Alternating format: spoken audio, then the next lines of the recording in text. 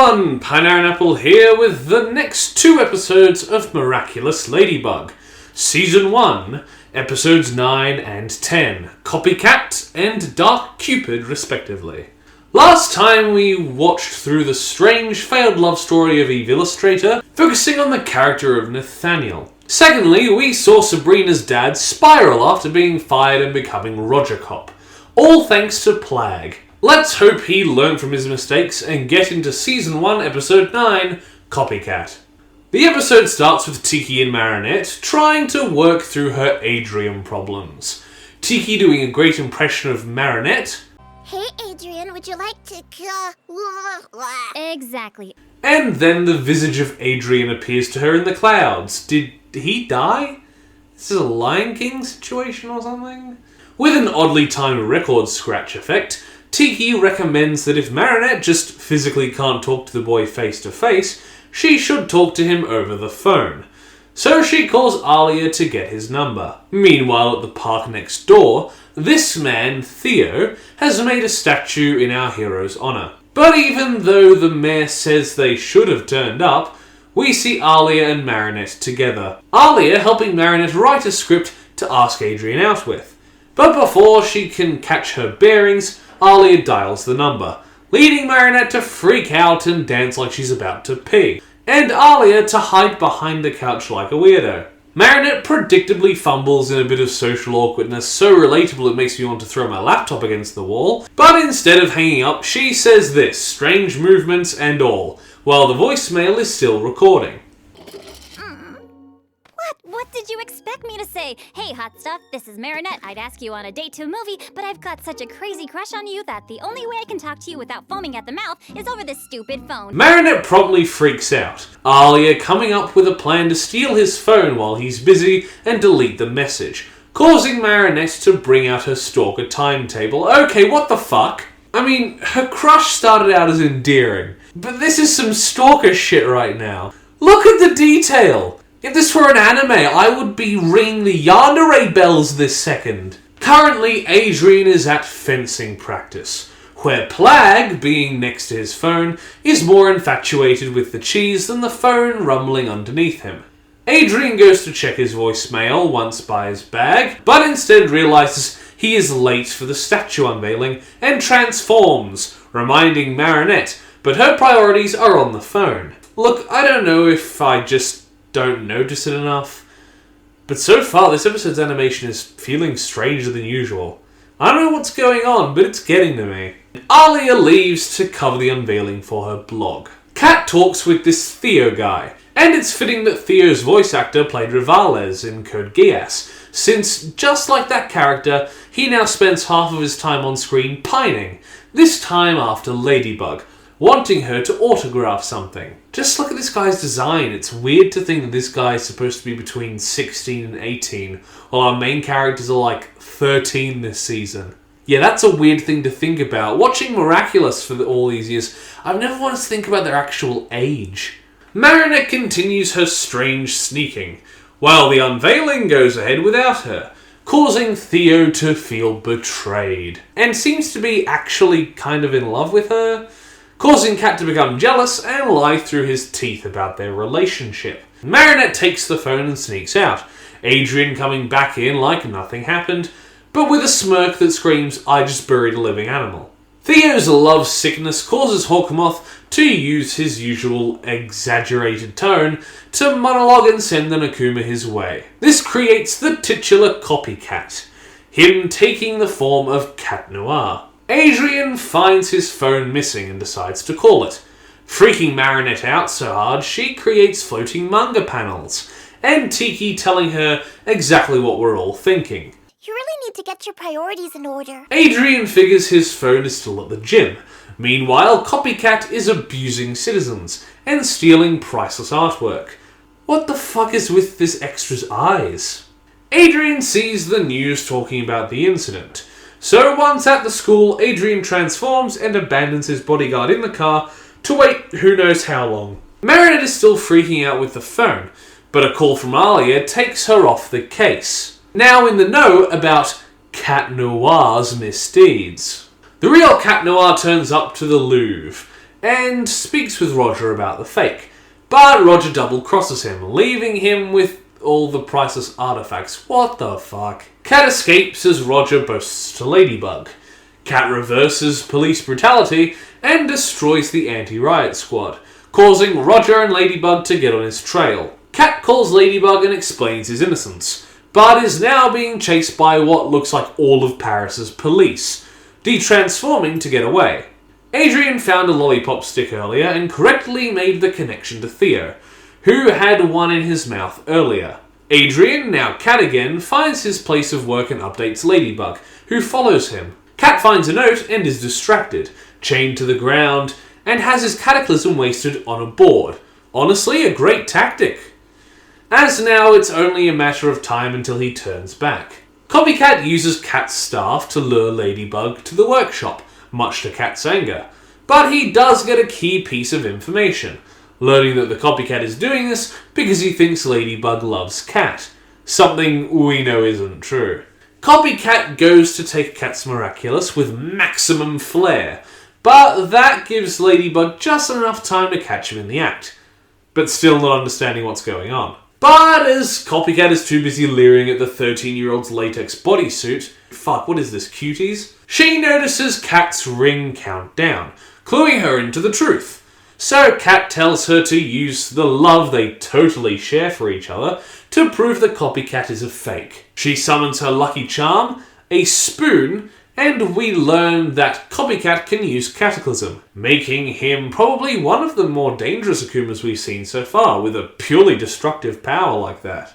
Ladybug tricks him into destroying the chains, and this leads into a decent fight, with Ladybug voicing her annoyance of both of them, and her treating Cat like a Pokemon. Cat Noir, scratch attack! But it's finished as Ladybug builds a fishing rod, yanking Copycat and destroying the akumatized object, de-evilizing it. The heroes revel, and Cat gets away before he de-transforms, lamenting on Ladybug's constant rejection, while Ladybug makes amends with Theo, him comfortable in the knowledge that Ladybug's heart belongs to another. Adrian makes it back to the poor bodyguard, but not able to find the phone, while Alia and Marinette finally delete the message. The next day she slips it into his bag, although that didn't seem to be her plan, and instead of asking him on a date, Nino brings up the idea of all four of them going, leading to an uncomfortable screen grab of Marinette jumping for joy.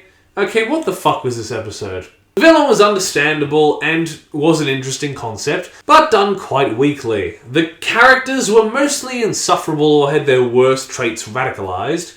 The inclusion of Cat Noir and Ladybug's relationship into the dynamic with Copycat felt half-baked, and the episode painted Marinette as a creep. I have no love for this episode, and it makes sense why, even though I'd seen it before, the only thing I remember was that the villain, who pretended to be Cat, existed. Yeah, I'll have to stick this episode with a 3 out of 10. I just really did not enjoy it, on a story or animation level. Now, let's get on to episode 10, Dark Cupid. Hopefully it's better than the last one. The episode starts in Miss Bustier's classroom, in a lesson on fairy tales.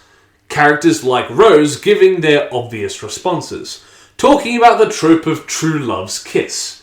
I wonder if that'll come into play in the episode later. Today is also Valentine's Day. Marinette going stalker again and trying to figure out what Adrian wrote on a piece of paper he threw in the trash. On his way out, he is accosted by Chloe, who makes him sign something he didn't get a look at. That's a one-way trip to nefarious government marriages. He leaves, so Chloe and Sabrina move their accosting to Marinette. What Marinette finds in the bin is a love poem, clearly talking about Ladybug, but Tiki is really trying her best to get that across without connecting it to the whole Cat Noir secret identity thing. Marinette now ecstatic. With Max and Kim, Max helps Kim find the perfect jewel for his Valentine. Marinette doing well to hype up the hearty jock. Max sets up the meeting between Kim and his mystery Valentine, so he runs off to meet her. Meanwhile, Marinette wallows in her inability to approach Adrian, but decides to find a better solution, much like last episode. But this time it's writing a card that Alia does her best wingman way to hype up. Meanwhile, in a strange tangent, 5 girls, including the ones who went head-to-head in the Weather Girl contest in stormy weather, are worshipping at the altar of Adrian, I suppose. So Chloe comes along and uses the sketchy signature from before on what was apparently a poster of his, with a message about how great she is, and how much he loves her. Jesus, his love interests are either a stalker, or this crazy bitch is crazy in a whole nother way. Poor guy. And this is seemingly enough to send these girls spiraling. Marinette tries to write Adrian a love letter, but finds no inspiration, eventually deciding to respond to Adrian's poem, with some support from Alia, who gives her an identity scare when talking about Ladybug. Meanwhile, with Adrian, Plagg questions Adrian's love for Ladybug, as he is unable to write the poem to his standards, deciding that just telling Ladybug he loves her should be enough, making Plagg sick from the lovey-doveyness of it all. It's at this point we finally learn who Kim's Valentine was, as he meets Chloe on the Pont des Arts, and just everything going wrong, like to a ridiculous degree. And of course, say it with me now, Chloe is a bitch. But honestly, I was expecting worse from Chloe here. Even if she was a bit of a bitch, it was almost like she toned herself down. I don't know. I mean, she insults him and tells him that she's in love with someone else, but I expected more ridicule. How was this light? I don't know. But of course, this gives Hawkmoth the edge he needs to send out his latest Akuma, turning Kim into Dark Cupid. Dark Cupid's design, while a little strange, does look kinda cool. And we get a great shot of him flying down the Seine, targeting lovers with his bow, making his victims into loveless bastards, shown to us with, honestly, comedically ridiculous examples, but still getting the point across well. Marinette and Alia go to have her letter sent, which she actually manages to do, but gets a text from Chloe ridiculing Kim. Aha! So that's where all the spare bitchiness went. For a moment there, I thought she was losing her touch. But we all know she won't get a redemption of some kind, right? And they totally won't ruin it by erasing all of her character progress afterwards in order to change the status quo of our heroes and reset hers, right? I'm sure we'll get into that in the future. Alia freaks out at Marinette, but while distracted is hit by Dark Cupid, insulting Marinette and running away with an evil laugh. Okay, not the most dangerous Akuma to the general public at least. No horde of pigeons shitting everywhere. But it might get our heroes into a pickle. Marinette spies the brooch and deduced Kim's identity, and transforms to follow him, in a strange sequence of shots over the rooftops. Chloe is about to get hit by Dark Cupid, but Ladybug knocks the arrow off target, Sabrina nutting up and bridal carrying Chloe away. The hero and villain do some of the usual chatter and have a pretty good fight and chase between the two of them. Ladybug getting away and meeting with Cat, who tries to confess but is hit by an arrow before he can tell her his feelings, insulting her instead. Ladybug escapes into Chloe's hotel and Evil Cat meets with Dark Cupid. Hawkmoth has the brilliant, and I mean that in the most sarcastic way possible, plan. That is to make an alliance with Evil Cat, you fucking idiot. He's right there, and he is not in his right mind. They even grab each other's hands. If he just took the other one, he could slip the ring right off. Fucking hell. To be honest, in this show, there are a lot of moments that make me feel like this, where Hawkmoth makes one decision that could easily turn into him gaining a small bit of ground, but for some reason, a part of his character makes it so he only ever tries to take 100% win situations, instead of attempting to just get the tiny little bit of upper hand, which astounds me. Sure, some situations, like in Season 3, you can justify, and I suppose if you jump through a bunch of logical loopholes, you can justify this situation. But I can't think of anything else while writing this very long complaining paragraph. Back to the episode after I freaked out, Marinette tries to help Chloe, but the idiot refuses to listen. So when attacked by Dark Cupid, Ladybug kidnaps her and gets her to run away. But unfortunately the two are split up.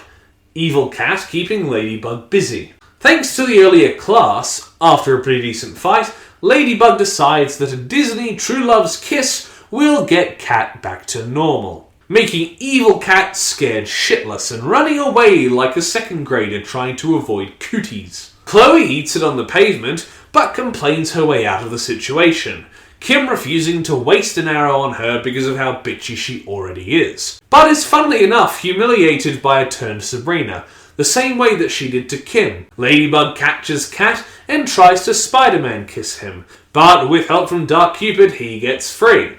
Marinette combating this with a Lucky Charm candy apple. They have another decent fight, Ladybug stomping Cat into the pavement and throwing the candy apple all over Dark Cupid, sticking to him so he can't fire arrows effectively. She dodges Cat's cataclysm and finally gets that kiss. But since he is confused once awakened, she just full on picks him up and throws him at Dark Cupid so he can use the cataclysm to retrieve the brooch and send it back to Ladybug for deakumatization. After a funny joke from our freed victims, What the heck am I doing?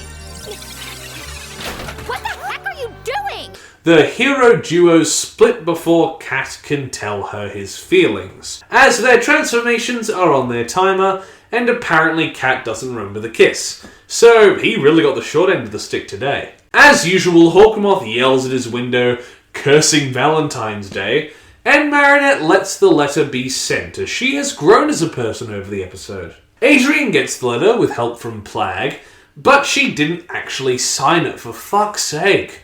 Her and Alia went over this before and she still didn't sign it. Also, this love heart card just went through the mail with no letter around it and no stamp. Free postage. What's next in France? Free universal healthcare? Not to mention that the heart-shaped letter didn't even have an address on it the last time I saw it. And then the same Ladybug that landed on the paper at Marinette's lands on it once again. Well, I guess it's the same Ladybug, and it's just following the paper because that's about as likely as the other option. That this is a different Ladybug, and it just so happened to land where another one landed in a completely different place. Adrian is reveling in the feelings of love, and the episode ends with Marinette and Alia, the latter laughing at her friend's inability to sign the card. So what did I think of episode 10, Dark Cupid? Well, it was certainly better than Copycat. The animation this time around was far better, not making me feel sick, and had a lot of creative choreography and experimental camera angles. The characters were all used to great effect, and the episode does well to give us some familiarity with Max and Kim, and adding Kim onto the slew of people that Chloe is at fault for akumatizing. So, since I actually enjoyed looking at this episode and the story, I'll give it double the score of the last one at a 6 out of 10.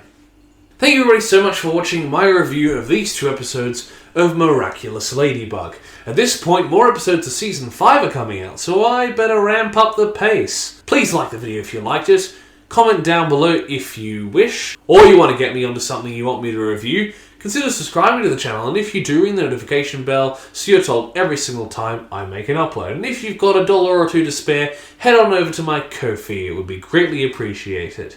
Once again, thank you for watching, and I'll see you in the next video. Bye! Toast. A little piece of toast. Because there's so much to choose from. There's brown bread, white bread, all sorts of wholemeal bread. It comes in funny packages with writing on the side.